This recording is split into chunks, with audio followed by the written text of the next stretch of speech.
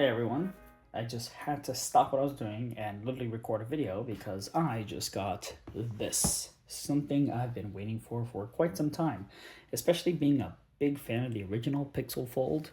But of course now it is no longer the Pixel Fold, but the Google Pixel 9 Pro Fold. Now, immediately, why the long name? I mean, think about it.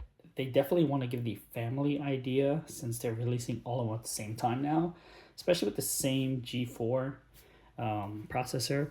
And I know they couldn't drop the Pro to make it shorter because they absolutely need to explain why it costs so much. So this is the only logical reason, even though, hey, I'm with everyone. They probably should have just called it the Fold 2 or Fold 9. I don't know. Give it a letter. Call it Z.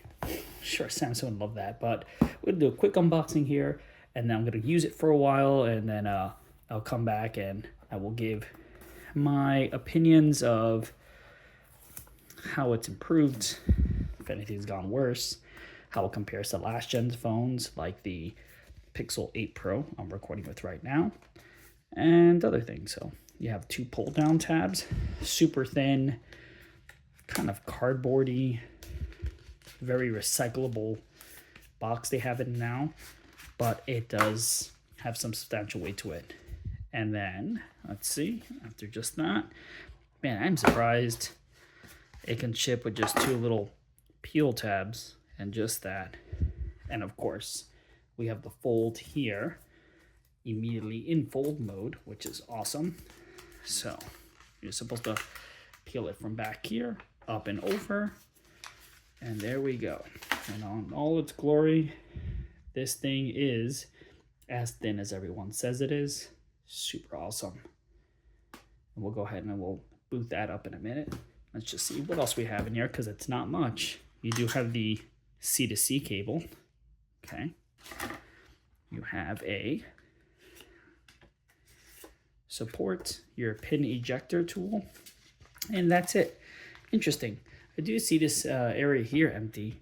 I kind of expected to see kind of a C to A adapter or C to lightning bolts, and you know they really do want to get those iPhone users. But no, C to C, and that is it. We'll go ahead and we'll boot this up, and let me just go ahead and get that started now because people do like to see that initial boot up screen.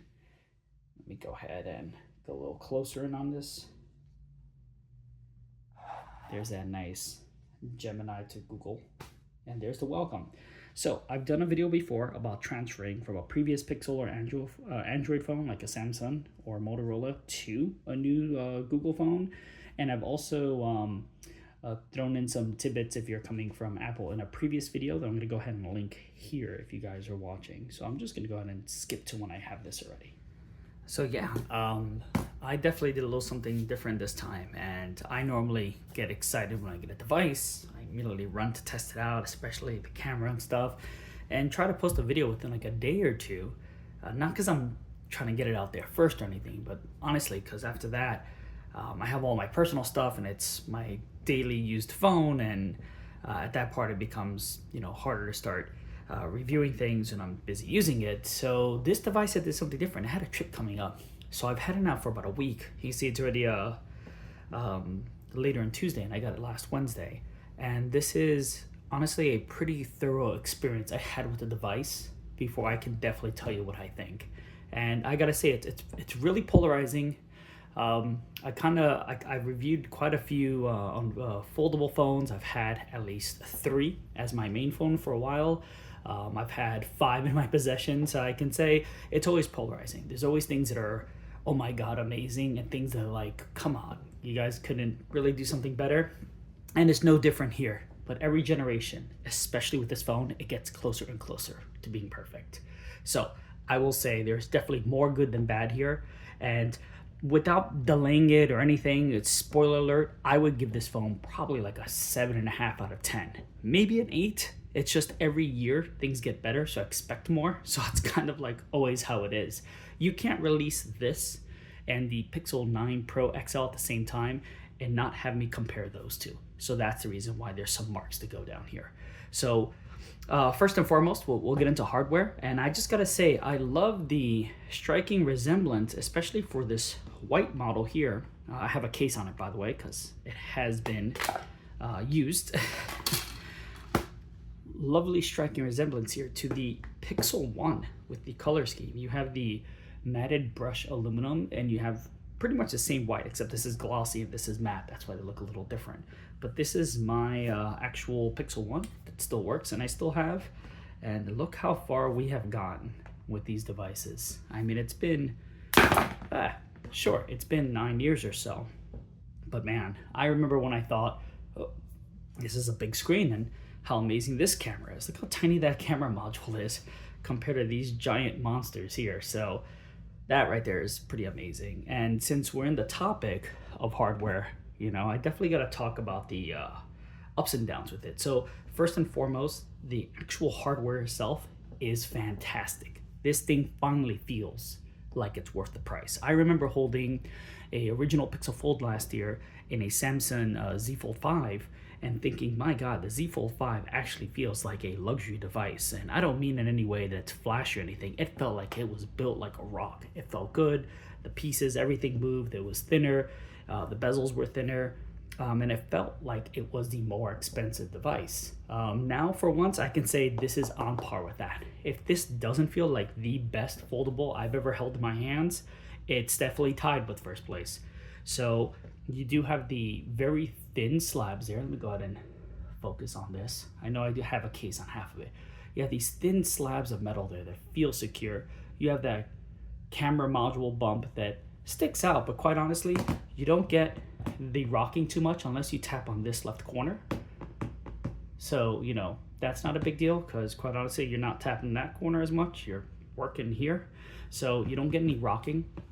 When the device itself is opened, you also don't get rocking really. So, you know, I'll go ahead and leave that there.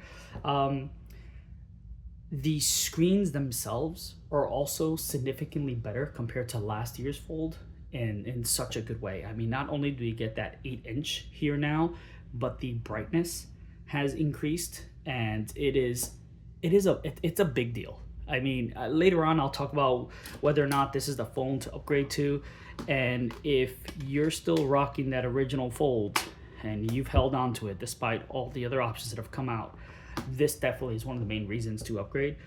Last year when I had the original Fold and I'd wear sunglasses outdoors or whatnot, the screen just wasn't bright enough. I literally had problems seeing the inner screen outdoors, and that's no longer a problem. We have up to 2700 nits of peak brightness, and I say peak brightness because there is actually a sensor under where you'll see the 72 here. It's kind of a under display sensor like we have on watches and stuff, and that will that'll trigger the brightness if it's really bright outside. So you won't get that all the time. You can't force it to 2700, but it's definitely bright enough, both front and back, same amount of brightness. I will say though, the Pixel 8 Pro that I'm recording this on has a peak brightness of I think 24 or 2500, but generally indoors, this device seems a little brighter. So maybe it's just the way the algorithm is set up or just the sensor itself that'll always pump this screen up a little brighter. But I think that's better because quite honestly, this always feels bright enough, which is great. The actual crease is significantly better than last year, just as good as Samsung Fold Z6. I will say that right around 30% mark from the top and bottom, pretty much in this positions here my fingers are at, I feel like a metal bar kind of underneath that's going across the screen, and it has to do with probably the new hinge mechanism. And quite honestly, it does scare me for durability. I know I don't want anything metallic or rubbing underneath this very thin plastic and kind of a fragile screen. I don't know with wear and tear how that's going to be, but that does scare me. I don't know if it's just me. If you have one of these and you can feel a good 30% up, you feel like a metal bar underneath right around here and one on the top, let me know if you feel that. I don't know if that's just my unit, but I'm pretty sure that has to do with the new setup they have. But with that, I will say this phone does not feel fragile. Compared to those first 2 gens of foldable phones, this phone can take a drop. I have no problem plopping this phone around as long as I'm not gonna have, you know, something sharp like this caliper or like a pen for it to land on, this can take a drop. I will say I've actually dropped this phone twice pretty significantly. One out of my jean pockets, and I'm a pretty tall guy, so that's like a 3.5 foot drop straight onto concrete on the road there. And I know it like tumbled and landed screen down, but maybe it's the case. I'll link the case below, but I don't see a single scratch, dent, or scuff. I mean, it hit the ground 2 or 3 times, but it took it no problem. And then the other time was it actually fell out of my car, a smaller drop, and it landed on the back, also nothing. And again, this is a thin bumper around. It doesn't protect this part of the metal I'm touching now, and nothing. So it's not a fragile phone. It's also been in salt water. I didn't mean to, but I was at the beach. It's been in a pool, and everything's fine. You know, you get the whole, your USB port is wet warning, and everything's fine. It also, when I took it to the beach, I try not to put it in sand, because these foldable devices, except for the new Z Fold 6, are usually only IPX8. X meaning that there is no actual protection against dust or sand. And for the first few gens, dust and sand specifically, getting in that hinge or getting in here when you'd fold it flat was a nightmare.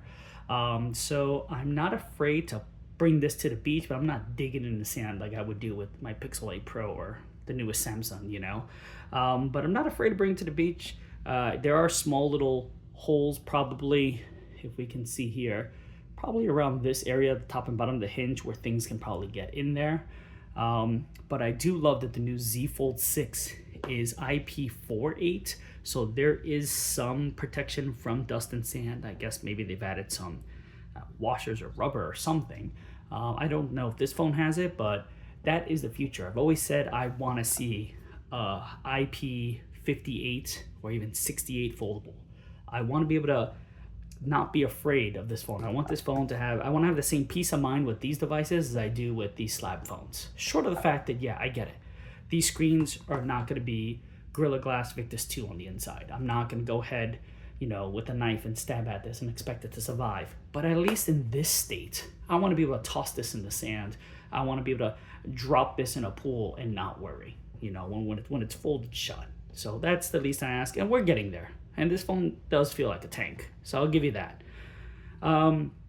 Back to the screen brightness. I've noticed though that, well, I shouldn't say I noticed. I've noticed in the specs that the inner screen, its frequency, I forgot the terminology. I guess it's the hertz, that it'll drop down to like 1 hertz to save battery when not in use. So the always on display here will save a lot of battery, but the front screen doesn't have that. It goes down to only 60. So the always on display on the front will take more battery, which I think it's pretty interesting.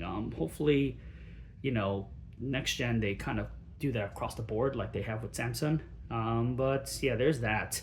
And I guess that can lead into battery life, which after having this phone for so long, I can confidently say the battery life is better than the original Pixel Fold. I haven't had the Z Fold 6 as a daily driver. I've had the Z Fold 5, and I'd say the battery life for this is, if I remember correctly, comparable, if not a little better here, which is amazing. That's a testament to the Tensor G4 instead of the G2, because the actual battery cell is smaller than last year's, but the battery life here is better, and I'm using the hell out of it. I don't really like to do screen on time, like how many hours of screen on time I got, because that's ridiculous. I mean, what were you doing when your screen was on? Were you playing Genshin Impact or insane games for 4 hours straight, or did you just have some photos sliding, or you're watching, you know, checking emails? So screen on time as a testament to battery, as a measurement, doesn't really work for me. I'll just say as a daily used phone, and I used the hell out of it the first few days because it was the phone I was reviewing and testing. So I've used this phone much more than I normally would use my phone for the first few days, and it lasted the day. Now, I compare it a lot to the Pixel 8 Pro because that's what I've had for like the last 6 months, so I know it very well. And at the end of the day, the Pixel 8 Pro, which isn't a battery life champ, would be roughly around 10% battery, about 10% left in the battery at the end of my average day. This phone was roughly at around 4%. So a little less, but you know, that's expected. So if this was at 4% or 2%, to me that's still comparable. I can get to the end of the day. It has fast enough wired charging with a fast charger. I have one from Google, so it charges pretty fast. So that doesn't really keep me down. I could plug it in and charge while I'm showering. By the time I get out, I know I have a good substantial chunk of battery, so I'm good. I could say the same thing about my watch as well. It's something I put to charge while I'm showering. I come out, good for the day. Now, the actual wireless charging is still significantly slower than what you have in other devices, and there is this whole controversy about how the wireless coils are lower underneath the G instead of on the G, and that's actually bothering some people because it won't charge on the Pixel stand or other things. Doesn't affect me because in my car charger, I lay it down and it always wirelessly charges, so that's pretty convenient. I also have a Lenovo smart clock, and that charges it well. A couple of other Qi chargers as well. It is slower, no issues, doesn't warm up or anything like that, so wireless charging is an option for those that love it. It is smaller. Speaking of heating up and stuff, jumping back to the processor, the actual G4, the Tensor G4 has fixed one of my major issues with the Pixel phones, I should say, which is these phones heat up. Those processors are not cold. They're not cool processors. I don't know if it's the vapor chambers, which they've added, thank God, because these phones needed it, or if it's just running cooler. But I could record a 10-minute video on this, 4K, 60 frames a second, and it does not shut down saying the device is too hot when I'm outdoors, which this Pixel 8 I'm on, and definitely the Pixel 6 and 7s always did. If I would record anything at 4K for over 5 minutes and I was outside and it was a hot day, they would literally give you the warning and shut down. You can play a game on this for 5 minutes and it gets warm, never hot. So they've definitely helped with heat, with the heat issues they've had. So I'm definitely happy with that. So sorry, I know I'm a little all over the place here. I'm just trying to get as much info out as I can, because honestly, I'm recording a good portion of this video for the third time because I'm having an issue with the phone I'm recording it on with storage. So let's see. So I've covered the battery. Apps. So apps here are significantly better than the original Pixel Fold. The original Pixel Fold had that really passport shorter aspect ratio, which was really cool for the front screen, but when you opened it up, you had kind of like this blocky square, even more so than this, and no apps were really designed for that. The only foldables at the time were really Samsung and maybe some other brands that they had, like the Honor Magics or Huawei and stuff across these, but a lot of app developers weren't building for that original Pixel form, which is interesting because it's Pixel's own device. But now that we've gone a little closer to Samsung's form, we have a standard, I think it's a 3x2, which will shave a little bit on the sides, and it works. There are some apps, like, let me just open one that I know. So you open up app like this. So this is like a Pokemon card game. It's an app I barely use, but an app like this will never really work because the moment you bring it bigger, it will crop things top and bottom. It just does not like to stretch. You can do the whole typical bring it to the left, bring it to the right type thing, or leave it in the center. If you force it to go large, it will fill the screen. Like I said, you won't be able to tap the buttons on the bottom. By the way, if you see the weird moire effect or waving effect, that's the way the camera's recording the screen. But to me, the screen looks fantastic. Of course, and then you have other apps that have no problem at all filling up the screen. Give me 1 second here. Okay, back to what I was saying. So then you have other apps here that have no problem filling up the screen, like we have here with YouTube.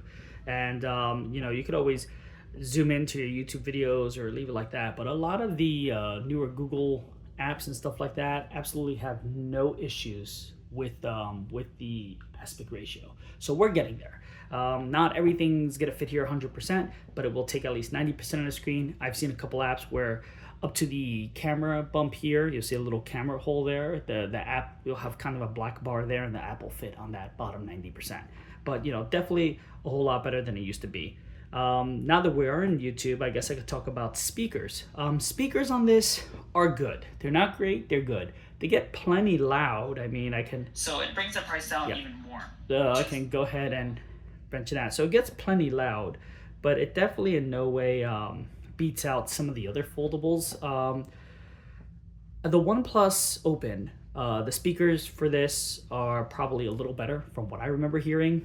The Samsung Z5, Z Fold 5, and Z Fold 6 have a little bit more bass than this phone does, but sometimes don't sound as good. This one's very clear, but it's lacking a little bass. Even compared to the Pixel 8 Pro, which I'm recording this on, this will be a little bit louder, a little bit clearer, but I always get a more fuller, bassier, full range sound from other devices. And you know, for a device this large, it is very thin, so maybe that's where they had to sacrifice. I expect big booming sounds like I've always gotten from foldables. So we're not there, but if I had to give like a score here, I'd say the speakers are like an 8 out of 10. Definitely not bad. It doesn't get super loud though. Surprisingly, I felt like other foldables get louder than this. This does have a very good bottom half of the range. Like it gets super low if you want to hear something in a quiet area, but not too loud. I don't know if anyone else has this phone. Let me know, what do you think of your speakers? Your speakers get super loud. Maybe it's this device. I mean, it's one of the first ones, so I don't know. The other thing I'll mention about speakers is I absolutely love the fact that they have one on the top left and the bottom right. So when you're holding the phone sideways, which actually gives you a bit more real estate, it gives you a bit more real estate when you're watching a video, gives you great sound separation. So sound is booming in a diagonal, so you definitely get that left and right. And speaking of, if you turn your phone sideways, so it's in this aspect ratio, the screen size of like a YouTube video is about 5.75 inches, versus if you have it this way, it's 5.5 inches. So a little bit more screen real estate if you're watching a video.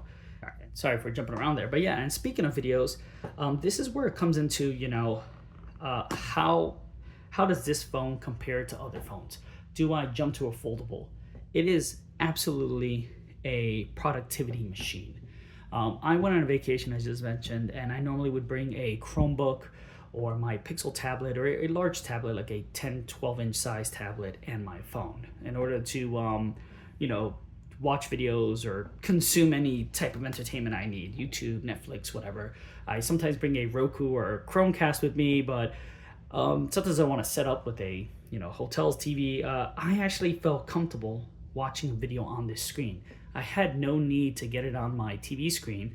The weakness here would probably be the speakers compared to like a proper soundbar, but I used my Bluetooth headphones with this and it was fantastic. And given that it is a personal device, something I wasn't sharing with someone else, I was able to hold the screen up closer to me. So the screen was plenty large and definitely bright enough. And I saw a couple episodes of things on here, Netflix, Hulu, Max, stuff like that. And I had no need to bring a second or third device, which to me is the reason why foldables are amazing. That's why they exist.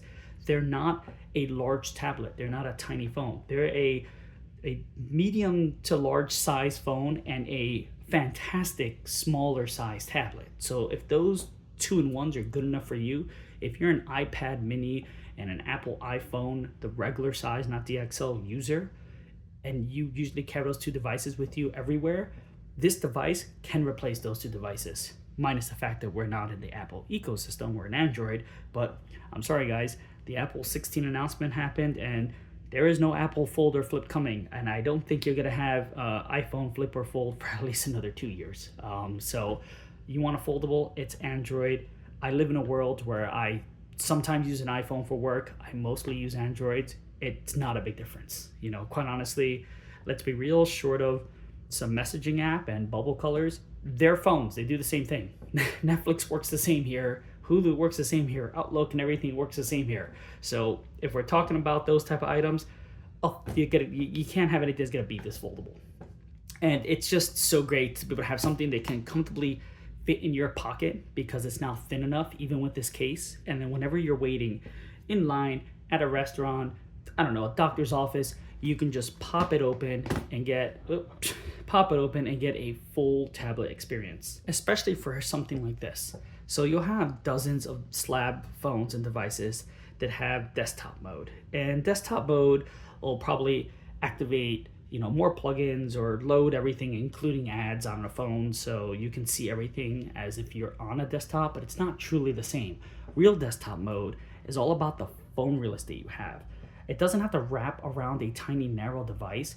a website can more naturally fit the way you see it on a big screen computer monitor. So you actually get a real desktop mode if you're actually using something the size of a desktop. So this foldable will give me the same experience I would receive on a small laptop, not on a large phone when I'm truly unfolded. So this right here is something, and then you get your tabs and stuff.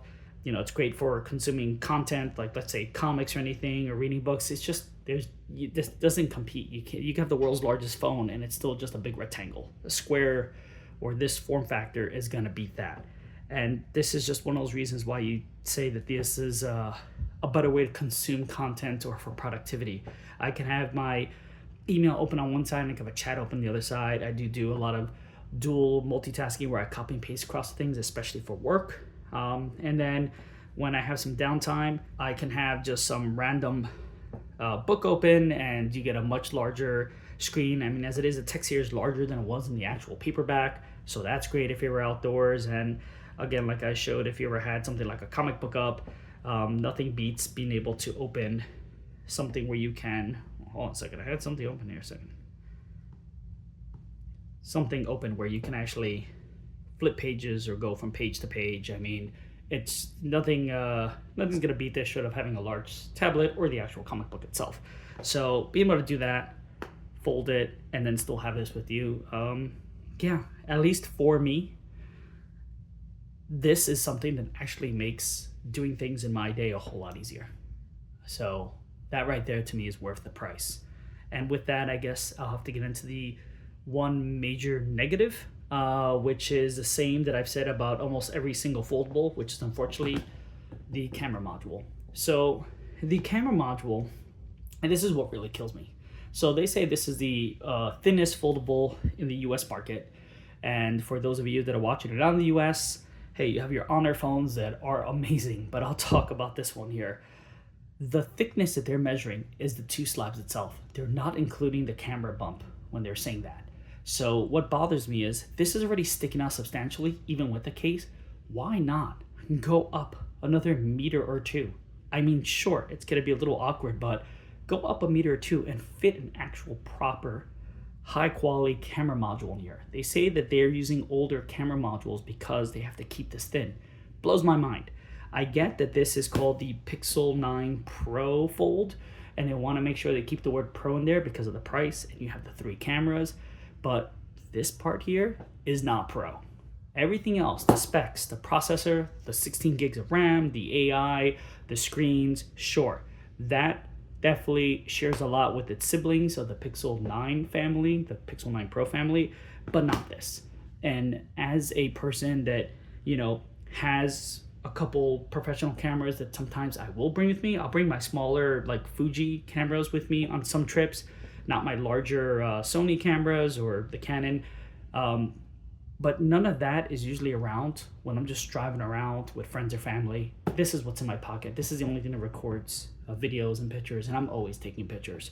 So when you have these modules, which, to let you know, the main camera module, the 1X, not that bad. It'll take some decent pictures, especially if you have great light. If you're outdoors or even in a very bright room, it'll do a pretty damn good job. But the main camera module here is the same camera module from the Pixel 7a. So that's from about 2.5 years ago on their budget phone. That phone took amazing pictures for its price, but that phone was like $500, and this phone is $1,800. So that kind of kills me because I'm a camera guy. I like to take pictures. The next thing you have is the telephoto lens is the one that kind of lets me down the most. That one doesn't really take the best pictures. Even with great lighting compared to my Pixel 8 Pro, like I'm not even going to compare this to the Pixel 9 Pro cameras. I know that was never going to be a fair comparison, but at least to last gens, like the Pixel 8 Pro, it's not. The telephoto lens on here is the same exact camera module as the selfie camera in the Pixel 8 series. So the selfie camera from this old Pixel 8 with a 5x magnifying zoom is the telephoto lens here. So you could already start telling with that, a selfie camera is not meant to be this beautiful telescopic, you know, beautiful depth of field scenery picture, or to get a nice editorial crop shot of someone's face from a distance. You can get it, But if you're expecting, you know, high levels of phone photography, it's not here. The ultra wide has been improved with a added autofocus for macro photography, and that actually looks good. I will admit, I've taken some macro photos of, you know, like a bee and flowers or various things, and they actually surprisingly look really good. But that's a lot of AI generative. That's a lot of Google magic happening to the post process after you take the pictures. And all of the pictures here will definitely be decent, if not good, because of Google's post processing making things look better. But they're not great. They're not fantastic. You don't buy a foldable yet thinking you can have the latest and greatest cameras. And that's the reason why this is not a 10 out of 10. The day that this is pro, these devices to me will be a 10 out of 10. That's the reason why I give it the biggest thing. Now, if you're watching this and you're not the biggest photo taker, if you only take photos just to quickly share on a message or WhatsApp or stuff, you're fine. If you're taking photos on this because photos on phones, especially, you know, the latest Samsung iPhones and the Pixel 9 Pro XL, photos on those phones have gone so good that I am leaving, you know, a $2,000 camera setup at home because I'm willing to take the hit on the resolution and the DPI and just have fantastic quick photos taken on my phone. I've done it for trips and I've had no regrets. I don't feel comfortable leaving my expensive cameras at home if I only had this and I'm going to a big event like a wedding or party or something like that, and I want to have moments to catch. This is great outdoor pictures. It'll freeze a moment. When you get indoors, not so much. And I realize I take much more pictures indoors than I do outdoors. I guess because when I'm outdoors, I'm usually in the moment. So that's what I'll say about the camera. If you guys want a more in-depth comparison between the Pixel 8 Pro or other cameras, let me know and maybe I can go ahead and I can make that a separate video and I can really get into there. So that's the negative. I guess I'll get into a couple positives now and wrap this up. First and foremost, the newer processor came with a newer modem and absolutely helps reception for me. I can now make phone calls in an area where I always lose reception on my way to work. There's this road where it's just famously known for having calls drops and stuff. Calls won't drop as frequent, calls hold on. So I'm definitely sounding clearer. The call clearing stuff that Google Ads helps, and that definitely helps with me. So definitely a better modem here, better signal, works great. The next thing, for me, which was kind of a surprise, I guess I didn't think it'd be a big surprise, but it is, and it's the price. And the reason why I say that was with the Samsung Z Fold 5, and the Z Fold 6 specifically, they rose the price of their foldable. I know the OnePlus One is still cheaper, and it's cheaper than this, and that's great because I like to see these not as big companies. I hate to say that because I know OnePlus One has already been purchased by a larger company, and they're getting big. They're not Samsung or Apple, and that phone does feel, it's a good phone, but it feels a little cheaper than this, the OnePlus Open versus this. Just letting you know. I know some people would be like, that phone's perfect. Get it then, because whatever phone is perfect for you, then absolutely get it. But where everyone is raising their prices, like Apple has done with their phones, Samsung has done with their phones, everyone in the last year or two, they actually kept their price the same this year. Even the Pixel 9s and the 9 Pros and 9 Pro XL have increased their price by almost $100, if not more. Yet the Fold, which is probably the only phone that I can actually say deserves a price increase because of how much better the hardware is and what a significant update. This is like a 3-gen refresh, not like 1 year to the next. This felt like this would have been the Fold 3 or 4. But from 1 year to the next, they've pretty much made an entirely different phone. A higher quality, a better phone almost across the board, short of the camera modules. Sorry, I have to bring that up again. You can tell I'm bitter about that. And if this was the gen where they did the price increase, it would make sense, but they didn't. They kept it the same. It's still cheaper than the Z Fold 6 or what the Z Fold 5 was. And it's cheaper than a couple of other phones. So I will say that for me, that's a perk. And here's the reason why. I've had, you know, every Pixel that's ever been released, and I always pre-order them. They're pre-order perks, and the pre-order perk for this, for me, in my opinion, was better. So they always throw in a free watch, Pixel Buds, whatever. This time they gave me store credit. And I also am a Google 1-2 terabyte subscriber, so I get 10% back or whatever I spend. Ultimately, after buying this phone, this is the 512 gig, the most expensive model they have in white. This phone came out to like $1,900 with taxes, quite honestly. I don't know if I had an accessory. I don't think I had an accessory on there, but $1,900 in taxes. And I got almost $600 of store credit back. And with that $600 of store credit, I ordered the Pixel Watch 3 because you get the store credit now as soon as the device ships. So that was great, or as soon as it's delivered.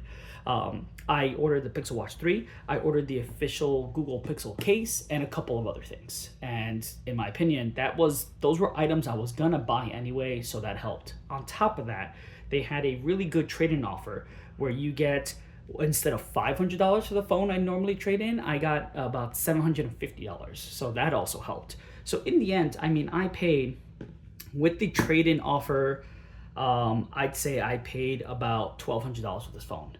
And then with the store credit I got back, that's like almost another $600. It's like ultimately, and I know people don't like to say this because they're like, hey, that's not what you paid. But this is how I think of it because I use this credit and I use this money. I felt like I really paid out of pocket in the end, $600, $700 for this device. And that for me is okay. It may not be for you personally. This phone being at $1,700, I'm glad they didn't increase the price. I'd love for these phones to be at $1,500. I'd love for them to start at $1,500 or the most expensive model. Hopefully we'll get there, maybe in 2 or 3 years when we have tri-fold phones and other foldables, we'll get there. But I feel like a device like this at $1,500 or less is worth it. I mean, the hardware, this is worth it, in my opinion. So if you can get a deal, I know Labor Day is come and gone and pre-order deals are gone, but this phone right now is currently still having some great trade-ins. And I know that on Black Friday, there's definitely gonna be deals on this. So if you're holding off, you want to wait to see how this goes. I may even release a couple of videos to show you how the durability of this is. And I'll mention why in a second. You know, maybe on Black Friday, if this phone is just straight out $400 off, $500 off, I definitely recommend it. For a foldable, I definitely recommend it. So that's what I'll say about the price. For me, it's kind of a perk. Now, before I wrap it up, durability. I'm going to see if I could pull this up on the camera. I've been playing around with the phone a lot. Let me go ahead and get something bright here. Let's go here. Let's see if I can see it here. So as I mentioned, there is this bump that I'm seeing there. Now let's see if I can get this to show up on camera. Here we go. So right here, where my finger is, you see a little dot right there? That little dot is where I feel that bar bump underneath the screen. It actually feels like a little pinprick at this point. You see a little circle there? There is something possibly sharp pointing or stabbing the screen in the background. That is not good if you see that. I don't know what that means for durability. I'm definitely not gonna baby this phone, but I do have the pixel protection, and I will let you know that if within the next couple days, couple weeks, or a month, if that starts to show broken pixels or that causes an issue, I will update everyone. And with that, I think I'm gonna end it here. I know it's already been a long one. Quite honestly, this is the rant and reviews of someone that's had probably dozens of Pixel phones. This is 3 out of the 5 I still have. And yeah, I'm still thoroughly impressed that they did a significant update this year. And I can't wait to see when this thing actually gets a better camera module, hopefully next year. So till then, I'll definitely say it's definitely something I'd recommend, especially if you still have the original Pixel Fold. If you have a Z Fold 6, if you have the OnePlus Open, probably not. Maybe wait till next year, wait till it's on sale. But the cameras definitely beat out those other phones. I'll give it that at least. And yeah, I'll end it there, guys. I will have a review on the Pixel Watch 3 soon. If there's any questions or comments, or if you have this phone, do you have anything that you want to share with me, please let me know in the comments, because I'm down here if other people are having issues with their screens, if they feel any of those grooves that I felt. But yeah, until the next time, have a good one, guys.